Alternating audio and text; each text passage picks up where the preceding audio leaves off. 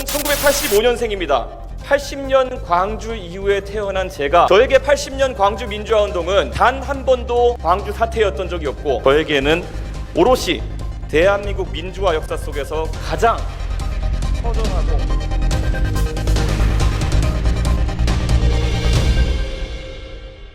국민의힘 당대표로 이준석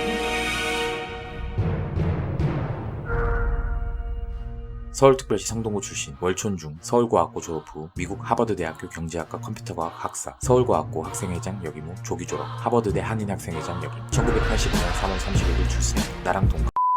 금수저들로만 모일 수밖에 없는 교육 환경 속에서 다른 금수저 친구들은 방학만 되면 호화 여행을 떠나는 상황에 본인은 학비와 생활비를 벌기 위해 컴퓨터 수리 알바를 하고 있던 한 학생이 있었습니다. 대학 졸업 후 산업기능요원으로 병역 의무를 마치고 지식경제부에서 주관하는 소프트웨어 마이스트로 사업에 선발되어 1기 멤버로 활동하기도 합니다. 이래저래 스펙을 쌓은 이 청년은 2011년 12월 박근혜에게 일명 박근혜 키즈라는 빅네임으로 손수조 씨와 함께 새누리당 비상대책위원회 의원으로 활동하게 됩니다.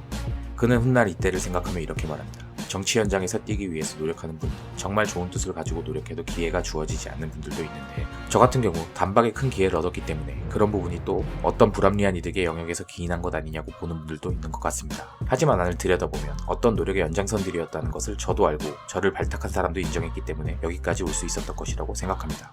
뭐 나름 본인이 노력 많이 했다는 이야기인 것 같습니다. 이래저래 당정활동 후 비례대표 8번을 제안받았지만 당시 비상대책위원이었던 김종인, 이상돈 등과 같이 비례 불출마 선언을 하며 거절합니다. 왠지 모르겠으나 굳이 금배지 달기 제일 쉬운 방법을 포기합니다. 추후 지역구를 고를 때에도 부모님의 고향인 대구나 고령군, 성주군, 칠곡군 출마를 포기하고 그럼 서울 용산이나 양천구 둥지는 어떻나 라고 제안이 들어왔지만 유년 시절을 보냈던 노원구 병 선거구를 선택하였습니다. 서울에서도 보수권당이 제일 당선되기 힘든 곳으로 굳이 본인도 알면서 불구덩이 속으로 뛰어드는 그런 모험을 즐기는 변태 멋있는 친구임에는 확실한 것 같습니다. 2014년에는 새누리당 혁신위원장을 역임합니다. 여러모로 보수정당의 차세대 젊은 정치인으로서 새로운 젊은 보수 이미지를 보여주고 있었으나 2015년 1월 김무성, 유승민에 대한 청와대 문건 유출 사건으로 정당 내 활동을 쉬고 한동안 방송의 보수 측 섹션으로 활동하게 됩니다. 썰전, 강적들 등의 정치 이슈 예능에도 소질을 보이며 리얼 서바이벌 예능에도 진출합니다. 더 지니어스, 소사이어티 게임 등의 샤프한 공학도 출신 어린 정치인 이미지로 야심차게 출전했지만 두 프로 모두 거의 하위권.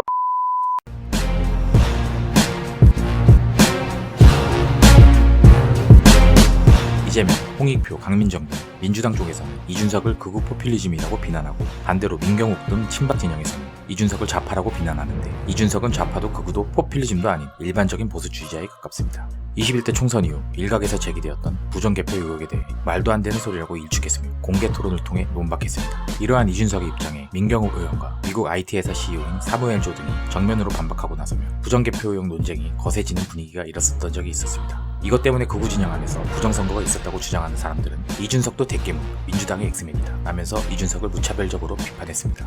이에 대해 보수 진보 진영 가릴 것 없이 말이 안 통하는 사람들과 싸우느라 불쌍하다 라는 등의 동정 여론이 있는 상황입니다. 서로 웃굿 좌끝 쪽에 계신 분들께서 지네 편 안 들어준다고 수국골통 좌파 빨갱이 드립치시는 분들이 한 자리씩 맡고 있는 게 현 대한민국 정치판입니다. 이들로서 실망감과 지겨움으로 인한 이준석의 예측할 수 없는 동태는 국민들로서는 꽤 신선한 느낌으로 다가오게 됩니다. 강경한 대북관을 지니고 있습니다.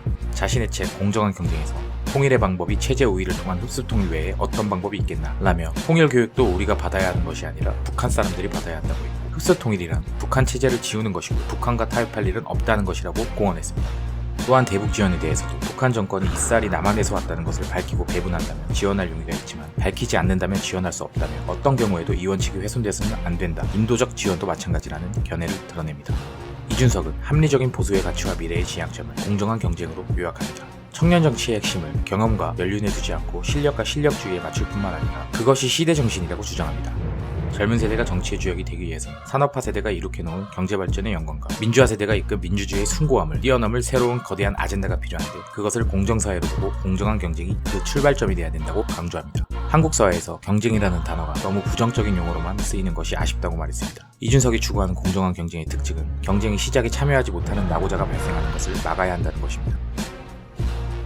2021년 6월 전당대회에서의 연설에 의하면 이것은 정치 입문 이전에 저소득층 학생을 상대로 교육봉사를 했던 경험에 기인합니다.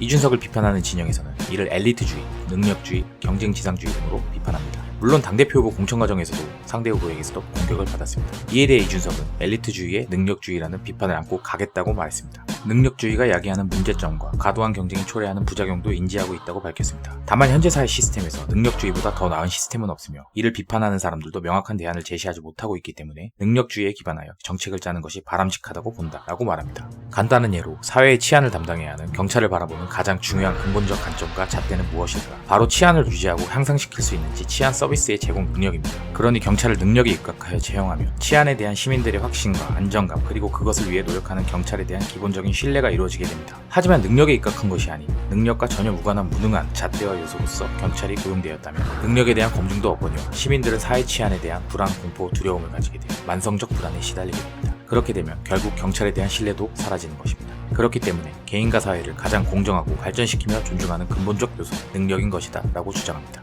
이준석은 여성 의무 공천제는 생겨도 장애인 의무 공천제는 생기지 않을 것이라는 할당제의 모순을 지적합니다. 논리가 아니라 정치공학적 인기관리라 주장합니다. 문재인 정부의 여성장관 할당제도 할당제의 실패 사례라고 봅니다. 2021년 5월 한국경제와의 인터뷰에서는 장관의 여성들을 더 많이 임명한다고 해서 실제 여성들의 삶이 나아졌나? 그건 고위직에 오르고 싶어하는 일부 여성 정치인들의 선동에 불과했다라고 비판.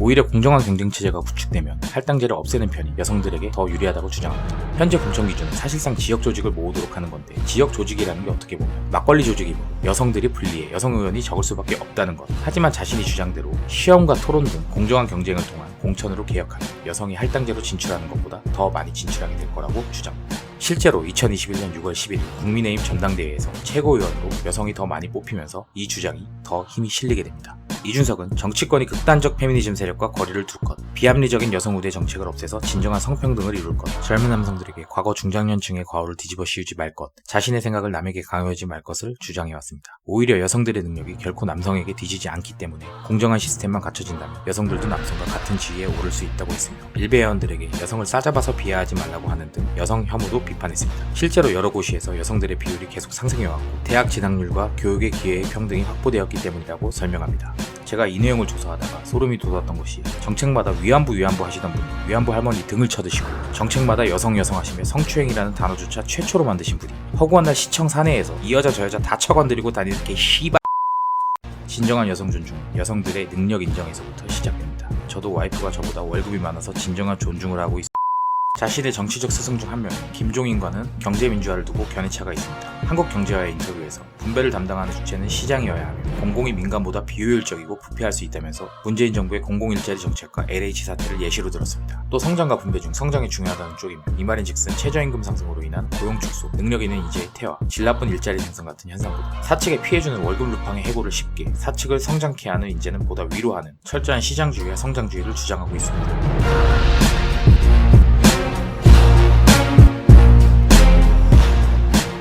최초의 컴퓨터공학 개발자 출신 당대표입니다. 프로그래머 출신답게 간소화 자동화를 정치에 접목시키고자 하는 것으로 보입니다. 새로운 보스당 시절 온라인 당원 가입 시스템 외주 견적을 냈더니 5천만 원을 달라고 하기에 그냥 내가 만들어봤더니 이틀 만에 되더라. 그럼 내 일당이 하루에 2천만 원이냐며 정치에 붙어서 이득을 취하는 소위 업자들을 비판했습니다. 당시 정당 중복 가입 방지 필터링과 탈당 기능까지 넣었다고 합니다.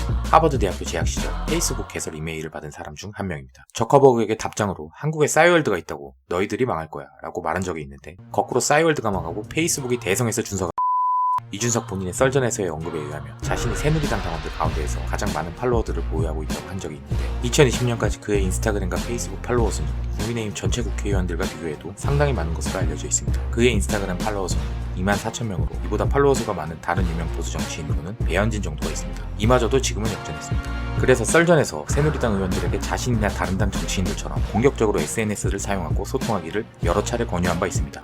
토론에 굉장히 능합니다.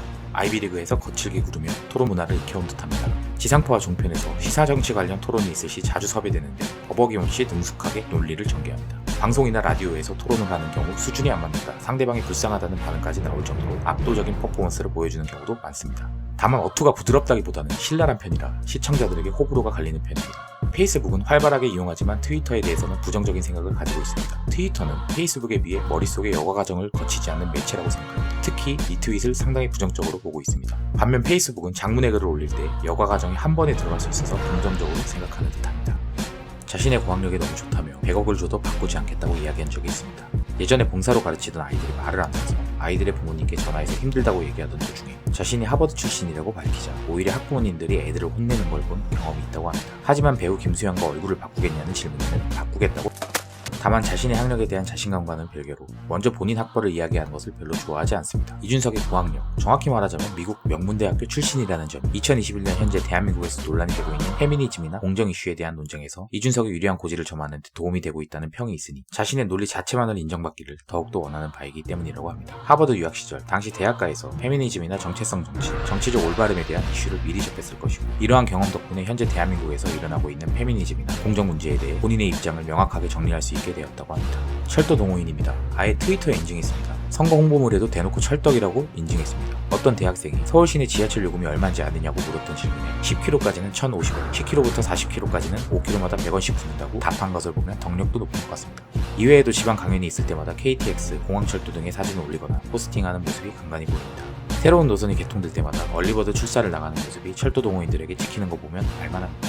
또한 2016년 20대 총선 예비후보 등 본인의 페이스북 게시물 댓글에 어릴 때 상계역 지하철 종점에서 지하철 오가는 거 보면서 꿈이 지하철 기관사였던 사람이라고 댓글을 남겼습니다. 그 외 총선 유세 현장에서 급행열차 공약을 선전한답시고 목에 걸고 나온 게 무려 4호선, 7호선 종이 모형입니다. 철떡답게 매우 디테일한 재현도를 자랑하는 물건이었습니다. 야구를 굉장히 좋아합니다. 야구와 정치 중 하나를 버려야 한다면 정치를 버리겠다고 페이스북에 쓸 정도입니다. 타이러라 씨가 이준석과 문제적 남자에서 영어로 대화를 하고 방송에 출연한 이후로 영어로 대화를 해본 사람들 중에서 가장 영어 실력이 뛰어난 것 같다라고 이야기했습니다. 2016년 총선 노원병 유세 활동 중 선거구에서 안철수 대표와 대결하고 있는 동당 소속 이준석을 유세 지원으로 온 김무성 대표가 우리나라 발전을 위해 안철수 대표를 선택해 주시기를 바란다라는 말실수를 하기도 했습니다. 이때 아무 방어에서 없이 공개팅키를 당한 이준석의 표정. 안철수를 선택해 주시기를 여러분의 애국시. 그런데 진짜로 안철수가 당선되었습니다. 장난이 너무 심한 거 아니야?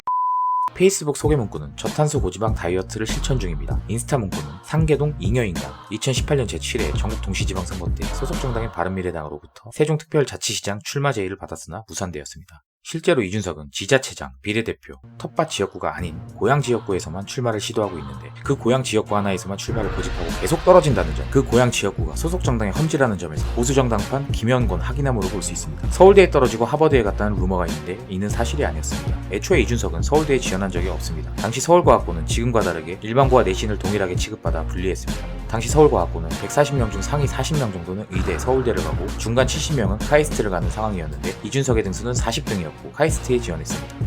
2019년 초 택시기사 면허를 취득하여 2달간 택시 운전을 한 적이 있습니다. 노원구 소재 운수업체에 취직하여 일주일에 6일 출근하며 하루 12시간씩 일했다고 합니다. 정치인으로서 단순히 민심 탐방을 위해서 택시 운전을 한 게 아니라 구산업과 신산업이 극심한 갈등을 겪고 있는 상황에서 구산업인 택시산업의 구조적인 문제를 직접 체험하려고 택시 운전을 하게 되었다고 합니다. 한편 자가용이 있음에도 불구하고 전동 킥보드와 지하철을 굉장히 이용하는 편입니다. 정치를 잘하고 정책을 잘 짜고 잘 이끌어 결과도 도출해내는 정치인인지는 두고 봐야겠으나 기성 정치인이 반대로 그랬듯 이준석이 현재 반대하고 있는 좌든 우든 이전 기성 정치인들의 정치적 결과로 지금의 국정상태, 고용상태, 양극화 사태에서의 조그마한 변화조차도 반기고 국민들의 심정을 조금이나마 기성 정치인들이 이해하는 계기가 되었으면 좋겠습니다. 개인적인 의견으로 좌끝 우끝에서 그들이 무엇하든 찬양하시는 분들에게 고합니다. 교회에 가시고 절에 가서 종교활동을 그렇게 하세요. 사람 대 사람은 완벽한 것이라는 건 없습니다. 찬양하지 마세요. 본인들이 찬양하는 정치인들 중에 당신들의 인생 안위에 관심이 있는 정치인 아무도 없습니다. 착각하지 마세요. 그런 생각할 시간에 곁에 있는 가족한테 더 잘해주시길 바라겠습니다. 서로 다른 세력이라 한들 이해, 통감, 소통해서 수정해 나가고 반성해 나가고 통찰해 나가서 결국 발전해 나아가는 정치 선진국 대한민국이 되었으면 하는 개인적 바람이었습니다. 자세히 알고 자세히 응원하고 자세히 비판하자. 이상 그건 좀 알고 싶다 30대의 승리 이준석 편 시청해주신 시청자 여러분들 사랑합니다.